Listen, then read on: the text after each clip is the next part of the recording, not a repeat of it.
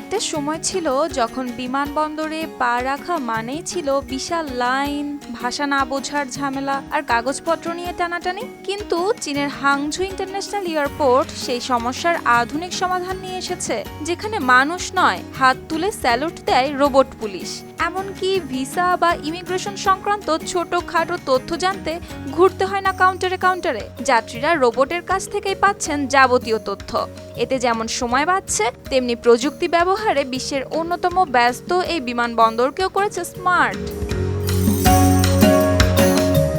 শুধু তাই নয়, চলতি বছরের জানুয়ারি থেকে শুরু হয়েছে digital form booth. QR code scan করলেই খুলে যাচ্ছে এন্ট্রি ফর্ম, যেখানে ভ্রমণকারী নিজের তথ্য দিয়ে তৈরি করতে পারছেন এন্ট্রি কার্ড। আর এটি করা যাচ্ছে ইংরেজি, জাপানি, কোরিয়ান, জার্মান, ফরাসি, স্প্যানিশ ও আরবি সহ 7টি ভাষায়। এটি চালুর প্রথম 6 মাসে রেকর্ড হয়েছে 25,50,000 বর্ডার ক্রসিং, যা গত বছরের তুলনায় 12.3% বেশি। এর মধ্যে বিদেশি প্রবেশকারীর সংখ্যা ছিল 2,06,000, যা বেড়েছে 33.5%।